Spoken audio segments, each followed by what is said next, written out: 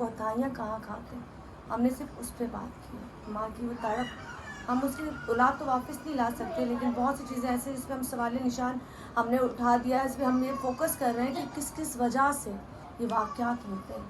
यहाँ से जाने वाले प्यारे क्यों करते हैं सब कुछ? वो मरने तो नहीं जाते ना, माँ मरने के लिए बच्चों को नहीं भेजती, लेकिन वो वहाँ क्यों हो रहा है, ये तमाम चीज़ें बातें। लेकिन असल चीज़ ये है कि अब हम उस बाप से बात करेंगे जिसका हौसला बुलंद है, और उसने किस तरीके से ये सफ़र तय किया, किस तरीके से इतने दिन उसको जब लग गए अपने बेटे को, वो नहीं देख पा रहा था, घर संभालना, बेगम देखना, बच्चों को देखना, और सबसे बड़ी बात वो उसका पहला बेटा जिसके साथ जब उसने चलना शुरू किया होगा, पहले उंगली पकड़ के उसने मस्जिद या कहीं भी बाहर सफ़र तय किया, उसको उस हाल में ढूंढा जिसकी उम्मीद शायद लोग भूल चुके थे कि 2-4-5 दिन बाद आपको होता है, आपको नो पॉसिबल नहीं है। ये जो पॉसिबल हुआ है, कैसे हुआ है, हम उनसे बात करते हैं। अस्सलाम वालेकुम भाई, पहले तो बहुत अफसोस, अल्लाह पाक बस आपको सब्र दे और आपकी बहू को, आपके बेटे को जल्द फिरदौस में चला दे।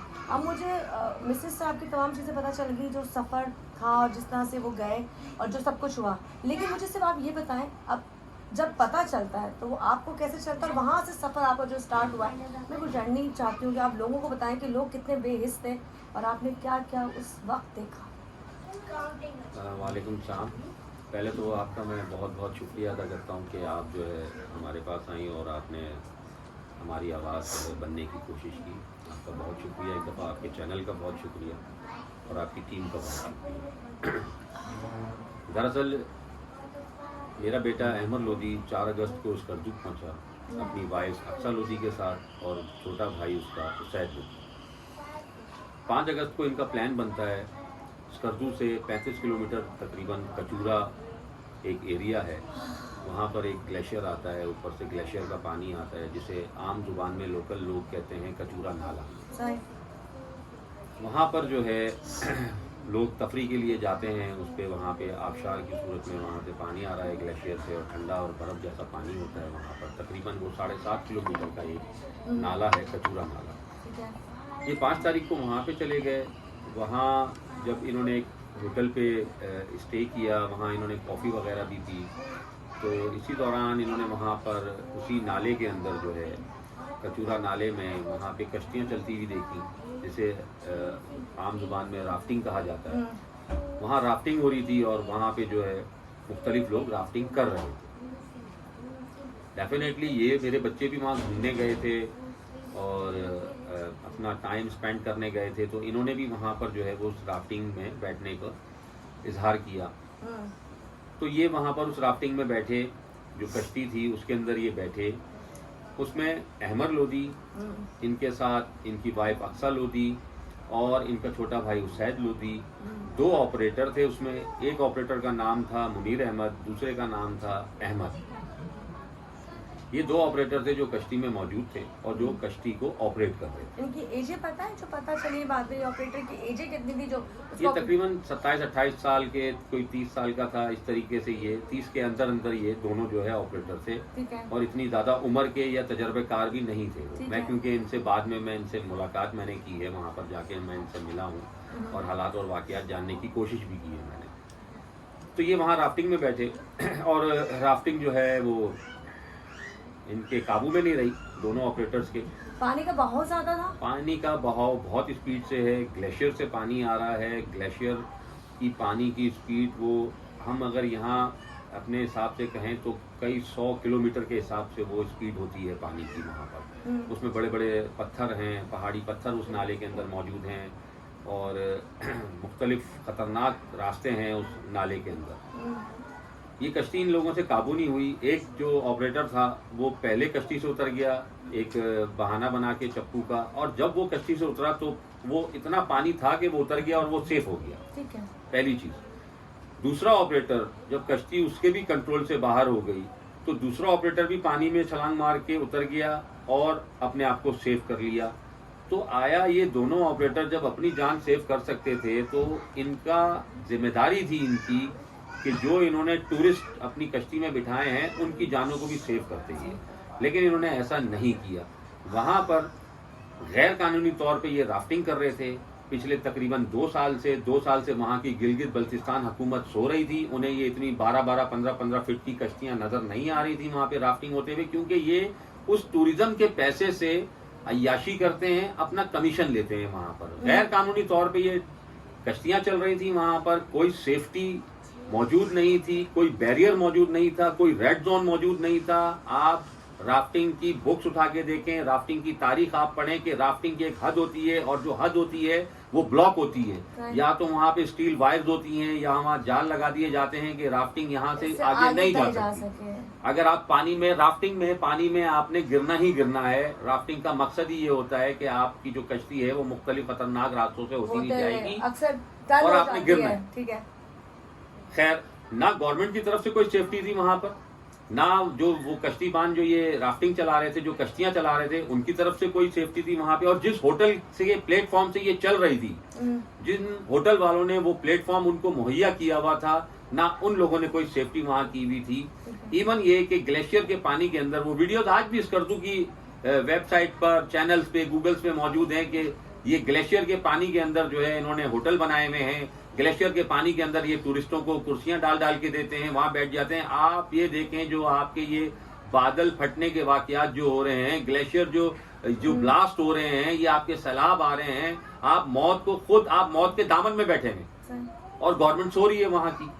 आज ये हादसा होने के बाद जो है गवर्नमेंट को ख्याल आ रहा है तो वो पानी में बैठने वाले लोगों को मना कर रहे हैं। आप वहां पे जो ब्रिज उन्होंने पानी के अंदर बनाए हुए थे वो आप जो है वहां से हटाने की कोशिश कर रहे हैं। तो ये सब आपको उस वक्त करना चाहिए था जब ये हादसा नहीं हुआ था। आज मेरे बेटे के साथ हुआ है, ये याद रखिएगा, कल आपके बेटे के साथ भी हो सकता है ये हादसा, और ये हर किसी की औलाद के साथ ये हादसा हो सकता है।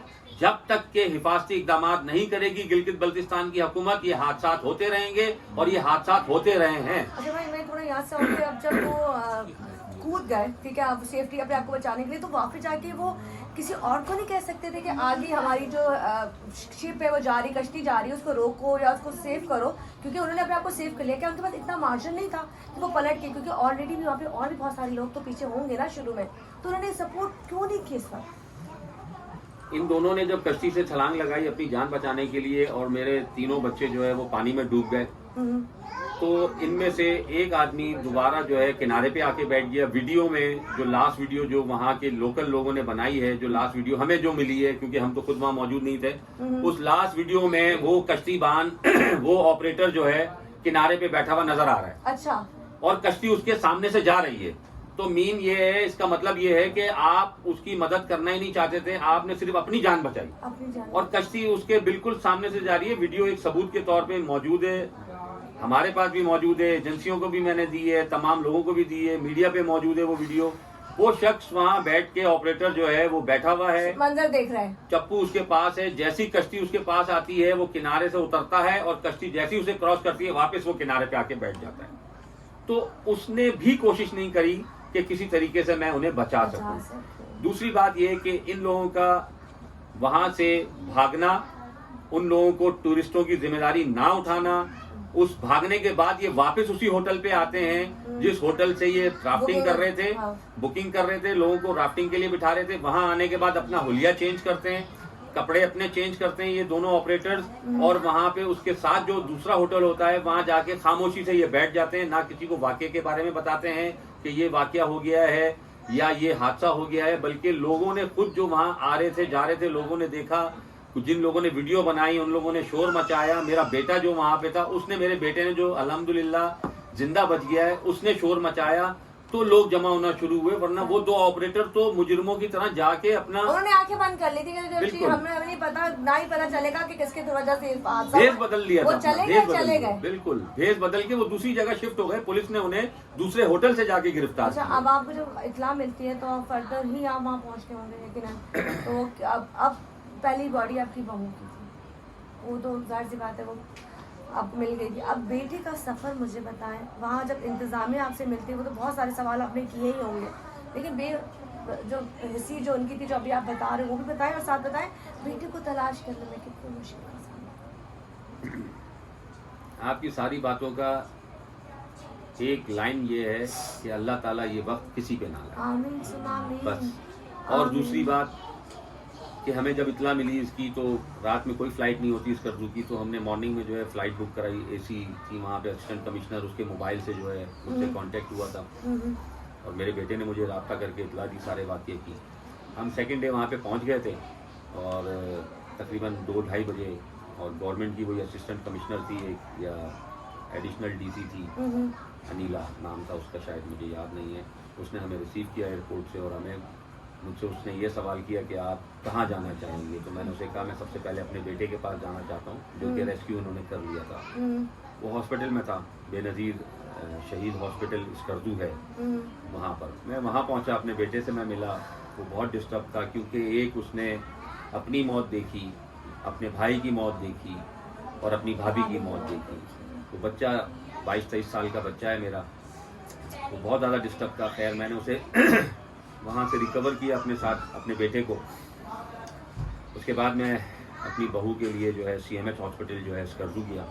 वहाँ उसकी बॉडी मौजूद थी, उनके वालिद साहब मेरे साथ थे, रिजवान साहब, और उस बच्ची का भाई मेरे साथ, अजहर जो है वो मेरे साथ गए थे, उन्हें मैं लेके गया था अपने साथ। वो लम्हा भी ऐसा लम्हा था कि औलाद का जो बिछड़ने का गम है वो बहुत, और फूल जैसी बच्ची थी वो, और बिल्कुल गुलाब के फूल की तरह वो तरोताज़ा थी, महकता हुआ गुलाब जो है बस खामोश लेटा हुआ था।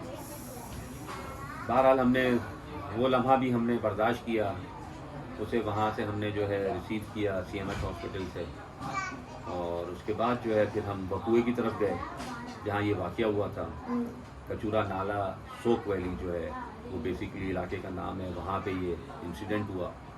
हम वहाँ गए, जो गवर्नमेंट ने हमें वहाँ पर बताए, गवर्नमेंट के लोगों ने, जो हमारे साथ DC स्कर्दू था हमजा मुराद साहब जो थे, उन्होंने हमें ब्रीफिंग दी कि ये जो है यहाँ पे राफ्टिंग कर रहे थे, 5 लोग थे कश्ती के अंदर, इसमें 3 आपके फैमिली मेम्बर थे, 2 ऑपरेटर थे आपके यहाँ पर, और राफ्टिंग जो है करते हुए बेकाबू हो गई। तो उसके बाद ये दोनों ऑपरेटर जो है अपनी जान बचा के कश्ती से भाग गए, और आपके ये 3 लोग बेटे जो हैं, तीनों फैमिली मेम्बर जो हैं वो डूब गए, जिसमें आपकी बहू की हमने बॉडी रिकवर कर ली है, बच्चा आपका अल्हम्दुलिल्लाह रेस्क्यू हो गया है, और आपका बड़ा बेटा अहमर जो है वो हमें अभी तक नहीं मिला, उसकी तलाश हम जारी है। पुलिस ने खैर उन्हें गिरफ्तार कर लिया था, दोनों राफ्टिंग वालों को, और जो एक उनमें से राफ्टिंग की जो बुकिंग कर रहा था, उन 3 लोगों को गिरफ्तार किया, और सरकारी मुद्दत में उन्होंने अपनी ही मुद्दत में FIR भी काटी उनकी 322 जो है इंसिडेंट का जो आर्टिकल है उस पर। और ये भी आपको बता दूं साथ साथ के 20 दिन और 25 दिन के बाद उनकी ज़मानत भी हो गई। ज़मानत पे वो घूम रहे हैं वहाँ पर, और शायद वो हो सकता है दोबारा ये काम उन्होंने शुरू कर दिया हो वहाँ पर, और दोबारा से फिर शायद किसी का। आपने इंतजामिया से पूछा नहीं कि इनको अलाउ कैसे किया जाता है? वो सब जब इतने दिन आपको, इतने दिन तो स्टिल आप वहाँ मौजूद थे और नहीं पता चल रहा था बेटा कहाँ पर है। वो कौन सा ऐसी डीप जगह थी, ऐसे किस पॉइंट पे था जहाँ पे पता ही नहीं चल रहा था? वो तो खुद नहीं पहुँच पा रहे थे। कचूरा नाला जो है बेसिकली ग्लेशियर से आता है ऊपर से पानी, और ये अक्सर की बॉडी जो है इंसिडेंट से तकरीबन 2 किलोमीटर के फासले से मिली। पानी की स्पीड इतनी ज़्यादा है वहाँ पर। तो मेरा बेटा अहमर जो है वो फ़ौरन वहाँ पर पानी के अंदर गायब हो गया। तकरीबन 8 दिन जो है इंतज़ामिया ने हमारे साथ मिलके वहाँ पे ऑपरेशन किया, लेकिन 8 दिन के बाद इंतज़ामिया ने ऑपरेशन बंद कर दिया वहाँ पर। अच्छा, ऑपरेशन बंद कर दिया। रेस्क्यू 1112 के पास भी कोई ऐसा स्यूमर नहीं था, ऐसा कोई इंस्ट्रूमेंट्स नहीं था। उस गिलगित बल्तिस्तान हुकूमत के पास कोई ऐसे आलात नहीं है, कोई इंस्ट्रूमेंट्स नहीं है जो आपकी किसी बॉडी को, किसी जानदार को या किसी मुर्दार को तलाश करने में जो है आपकी मदद दे सकें। पूरी गिलगित हुकूमत के पास ऐसी कोई चीज़ नहीं है मौजूद, कोई मशीनरी नहीं है। ये मैं आपके चैनल से वादे तौर पे गिलगित के लोकल लोगों को भी बताना चाहता हूँ और पूरे पाकिस्तान की आवाम को भी बताना चाहता हूँ कि आपको मेरी बात पे यकीन करना पड़ेगा। मैं वहाँ पर ये सब कुछ देख के आया हूँ 1.5 महीने। उस गवर्नमेंट से 8 दिन के बाद ऑपरेशन बंद कर दिया, और 8 दिन के बाद तकरीबन मैं इस गवर्नमेंट से day by day social media के जरिए अपीलें करता रहा, मैं इनको टेलीफोन कॉन्टेक्ट करता रहा। एक DC हमजा मुराद थे वो जो मेरे कांटेक्ट में थे, लेकिन आखिर में वो भी बेबस हो गए और उनके भी इख्तियारात जो है वो ख़त्म हो गए। मैंने बहुत मुश्किलों से अपने बेटे की तलाश जारी रखी, क्योंकि वो चढ़ाई पहाड़ी इलाका है पूरा। वहाँ पे रोज़ जाता था मैं, रोज़ तलाश करता था। लोकल लोगों ने मेरी बहुत मदद की, वहाँ पर जो वहाँ के लोकल आवाम है उन लोगों ने मेरी तलाश में बहुत मदद की, उन्होंने मेरा ख्याल बहुत रखा लोकल लोगों ने। लेकिन गवर्नमेंट ने हमारे साथ कोई ताउन नहीं किया। वहाँ पे 8 दिन के बाद मैं लावारिस था, वहाँ पे 8वें से 9वां दिन जो मेरा था वो लावारिस वाला था, और लावारिसी की हालत में मैं अपने बेटे की बॉडी जो है वहाँ पे तलाश कर रहा था। और लोकल लोग मेरी मदद के लिए आ रहे थे, लेकिन गवर्नमेंट इंतजामिया ना मेरा फ़ोन उठाने के लिए वो होती थी कि मेरा फ़ोन उठा ले या मुझसे कोई राब्ता कर ले कि भाई किस हालात में आप गुजर रहे हो, क्या है। एक उस गवर्नमेंट ने मुझ पे ये एहसान किया हुआ था मेरी नस्लों पे कि उन्होंने मुझे रहने के लिए एक रेस्ट हाउस का एक कमरा दिया हुआ था, सिवाय उसके कुछ भी नहीं था। सब कुछ बाकी खर्चा मेरा था, खाना पीना रहना हर चीज़ मैं अपने तौर से कर रहा था। एक गाड़ी शुरू के दिनों में उन्होंने गवर्नमेंट ने मुझे दी, वो गाड़ी उन्होंने शुरू के दिनों में मुझसे 10-11 दिन के बाद वापस ले ली। वहाँ वो इलाका ऐसा है कि वहाँ आप गाड़ी के अलावा मूव नहीं कर सकते, आप पैदल नहीं चल सकते वहाँ पर, वो पहाड़ी इलाका है। और मुझे 5 किलोमीटर 3 किलोमीटर 4 किलोमीटर उस वाकई की जगह पे जाना पड़ता था डेली, वहाँ ढूंढने के लिए, तलाश करने के लिए। और मैं डे बाय डे अपील करता रहा, गवर्नमेंट के इदारों से मैंने अपील करी, मैंने वहाँ जो इंतज़ामिया थी उससे मैं अपील करता रहा, मैं बहुत ज़्यादा उनसे रिक्वेस्ट करता रहा कि मेरी मदद करें, अहमर के लिए कोई रेस्क्यू ऑपरेशन आप शुरू करें। सोशल मीडिया पे रिकॉर्डेड है ये चीज़ें मेरी सारी, मैं डे बाय डे जो है उनसे अपील करता रहा। लेकिन उस गवर्नमेंट के कान पे जूं नहीं रेंग रही थी, गवर्नमेंट सो रही थी और टूरिस्ट के पैसे से जो अय्याशी कर रहे हैं उसमें वो मसरूफ थे। लेकिन टूरिस्ट की हिफाजत करना, टूरिस्ट को महफूज करने के लिए गिलगित बल्तिस्तान हुकूमत के पास कोई ना तो लाएअमल है ना कोई पॉलिसी है। मैं आज गिलगित बल्तिस्तान हुकूमत को चैलेंज करता हूँ कि आपके पास अगर कोई ऐसी मशीनरीज हैं, आपके पास कोई ऐसे इंस्ट्रूमेंट्स हैं जिससे आप पानी के अंदर इंसानी जान को बचा सकते हैं, तो 1-2 मिनट की वीडियो बना के आप डाल दीजिएगा। मैं आपसे हाथ जोड़ के माफी मांगूंगा कि मैंने आपके लिए गलत बयानी की। और ये भी आपको बता दूं कि कातिल है गिलगित बल्तिस्तान की हुकूमत, और गिलगित बल्तिस्तान की हुकूमत नाकाम हो चुकी है टूरिस्टों की, सयाहों की हिफाजत करने में। ये मैं आपके चैनल से बता रहा हूँ। आप पे अगर रिक्वेस्ट है कि आप इसको चला सकें तो जरूर चलाइएगा, अगर ना चला सकें तो आपसे शिकवा नहीं होगा। लेकिन ये बता दूं आपको कि ये स्कर्दू एक खतरनाक जगह है जब तक हुकूमत वहां पर कोई हिफाजती इकदाम नहीं करती। इस हुकूमत की जिम्मेदारी है टूरिस्ट की हिफाजत करना, लोकल लोगों की हिफाजत करना। वहां ना आपके पास कोई हिफाजती इकदाम हैं, अगर किसी का बच्चा वहां पर पानी में गिर जाता है तो अहले मोहल्ला जो है वो चंदा जमा करके जो है किसी गोताखोर को बुलवाते हैं और उसे पैसे देते हैं कि भाई हमारे बच्चे की लाश यहाँ से निकाल दो। ऐसी ऑफरें मुझे भी आई वहां पर। अच्छा भाई, अब मुझे थोड़ा, हम जा रहे हैं वाइंड अप की तरफ। अब मुझे बताएं, आखिरी दिन जब आपको पता चलता है मेरा बेटा मिल गया, वो कहाँ, किस जगह, कितनी दूर तक जा चुका था, या किसी पत्थर के नीचे था? ठीक है, ये चीज़ें वही है जिसकी वजह से वो ऊपर नहीं आ पा रहा था। जी ऐसा ही है, मैं डेली अहमर लोधी की तलाश में वहाँ जाता था, डेली मैं उसे सर्च करता था, 3-4 घंटे 5 घंटे जो भी टाइम मुझे मिलता था। एक दिन लास्ट टाइम जो है हम 10-11 सितंबर को जो है जा रहा था मैं, लोकल लोग मेरे साथ थे वहाँ पे। एक एहसान वजीर है वो लोकल था मेरे साथ था, जवाहिर थे वो मेरे साथ थे, मंजूर पश्तीन है, ये 3 लोग मेरे साथ थे। तो हम यही सर्च कर रहे थे डेली की रूटीन में। तो हमें एक पहाड़ी के दामन के अंदर जो पानी वहाँ स्पीड से गुजर रहा था, तो वहाँ मुझे ये नज़र आए और इनका एक पाँव का नाखून मैंने वहाँ पर जो है वहाँ देखा। फिर हमने उसको वीडियो से जूम किया। वो सिर्फ आपको फील हुई कि बॉडी है वो आपके बेटे की बॉडी। जी वही हमने वहाँ पर उसको देखा, फिर हमने उसकी वीडियो बनाई, वीडियो बना के हमने उसको जूम करा। तो बस वो लम्हा जो था कि अल्फाज नहीं है मेरे पास, लेकिन मैंने अपने बेटे को तलाश कर लिया। मैंने उसकी माँ से भी वादा किया था और अल्लाह से भी मैंने वादा किया था कि कितने दिनों मैं अपने बेटे को लेके आऊँगा। मैं 37 डेज जो है स्कर्दू में रहा हूँ और 37 डेज के अंदर जो है मैंने 37वें दिन जो है अपने बेटे को तलाश किया है। खुद मैंने खुद तलाश किया है, जो लोकल लोगों के साथ मैंने तलाश किया। इसमें गिलगित बल्तिस्तान हुकूमत या हुकूमत का कोई हाथ नहीं है। ये तो मेरी वीडियो रिकॉर्ड पे मौजूद है, बोलते जाए, मेरा मोबाइल साइड रिकॉर्ड पे मौजूद है मेरी वीडियो सारी ये। और मैं ये भी बता दूं आप लोगों को कि उसके बाद जो जिन लोगों ने मेरे बेटे को वहाँ से पानी से निकाला, 1122 के लोग मौजूद थे वहाँ पर, उन्हें मैंने कॉल करके बुलाया। वहाँ एक SMC कंपनी है, वहाँ वो डैम बना रही है ऊपर। उसके मुलाजमीन थे, पठान थे बशाम के, वो सरफराज पठान लाला वाले, वो मेरे रास्ते में थे। मेरी बहू की डेड बॉडी भी उन लोगों ने निकाली थी, बशाम के पठानों ने। और ये वाली बॉडी के लिए भी मैंने उन्हें ही कॉल करी, वही लोग आए और उन्होंने ही यहाँ अहमर की बॉडी वहाँ से रेस्क्यू की। अच्छा, माँ के सामने खैर बात करना बड़ा मुश्किल है, सामने बैठी हुई आप ही। मैं वांडे की तरफ जाऊँगी, पूरी सूरत हाल पता चलेगी कि सुनहरी क्या था, किस तरह से एक बाप ने अपनी बेटी के लिए कहते ना दिन रात वहाँ रहे और लेकर आ गए। जहाँ पे इंतजामिया फ्लॉप थी, जहाँ पे वहाँ के लोग फ्लॉप थे, वहाँ बाप अपनी कहते ना मिसेस के लिए वो कह के गया था, मैं तेरा बेटा तेरे पास ज़रूर लाऊंगा, यही लाऊंगा जहाँ से वो गया था। जब आप अपने बेटे को फर्स्ट टाइम उसके बाद देखते हो तो बाज़ाहिर बॉडी पानी में रहने के बाद जो है जितने दिन पानी में बॉडी इतना था कि मैं अपने बेटे को पहचान सकता था, और मैंने अपने बेटे को पहचान लिया कि यही अहमर है। और उसके हाथ पे वॉच थी और कुछ और उसके यहाँ टैटूज वगैरह बने हुए थे, जो निशानियाँ थी, उनसे मैंने भी पहचान लिया। और माशाल्लाह अल्हम्दुलिल्लाह ये एक मुआज़ा है कि इतने दिन पानी में रहने के बावजूद मेरा बच्चा जो है पूरा अपने सालिम हालत में था, मुकम्मल हालत में था। अल्लाह ताला जानता है कि अल्लाह ताला ने उस हाल में उसको रखा कि मैं अपने बच्चे को यहाँ पर मुकम्मल लेकर आया हूँ, उसने मुझसे मिलवाया। ये अल्लाह का एक मुआज़ा है मेरे लिए। मैं शुक्र अदा करता हूँ अल्लाह ताला का कि अल्लाह ताला ने मेरा बेटा मुझे वापस दिया। आज हम कम अज़ कम उसके लिए फातिहा कर सकते हैं, दुआ कर सकते हैं, उसकी कब्र पे हम जा सकते हैं, मिल सकते हैं उससे।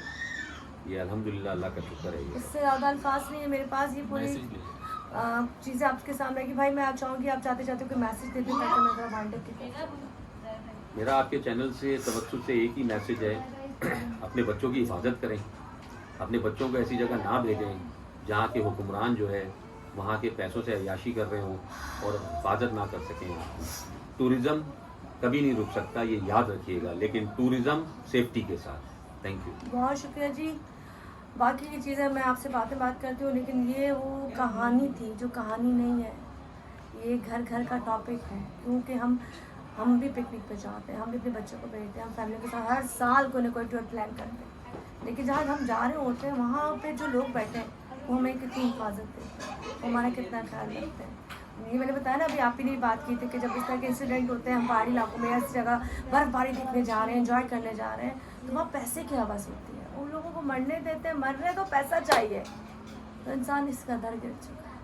यार इस पर काम करना पड़ेगा इदारों को, क्योंकि इंसान तो फितरत चेंज नहीं कर सकता, उनकी फितरत चेंज नहीं हो सकती, लेकिन इदारे ये कर सकते हैं। क्योंकि वहाँ की जो गवर्नमेंट है, वहाँ के जो लोग हैं बलूचिस्तान के, उनको चाहिए कि उन दिनों पे जब वहाँ पे चीज़ें ऐसी हैं तो उनके लिए इंतजाम करें, क्वालिफाइड लोगों को बिठाएं, प्रॉपर्ली जो वहाँ करवा रहे हैं उन लोगों को चेक किया जाए। और ये कौन सा कानून है जो खुद कूदे बाकी को डुबा दिया।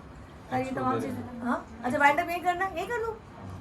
खैर ये वो तमाम चीज़ें थी जो आपके सामने आ गई। बस यहाँ से मैं दुआ करती हूँ जितने भी ऐसी फैमिलियाँ घूमने जाती हैं, अल्लाह ताला उनको बस अपने ज़ुबान में रखे, खैर से लेकर जाए, खैर से लेके आए, और किसी भी माँ को ऐसा गम ना दे, किसी भी बाप को ऐसा गम ना दे जो ज़िंदगी भर उसके आंसू थम ना सके। इसी के साथ बस इस प्रोग्राम को यहीं से ख़त्म करती हूँ। मुझे और सारी पूरी फैमिली को, उनकी बेटी को, बहू को, सबको दुआ में याद रखिएगा। अल्लाह हाफ़िज़। बहुत शुक्रिया। ये फ़ोन बंद कर दो। अल्लाह।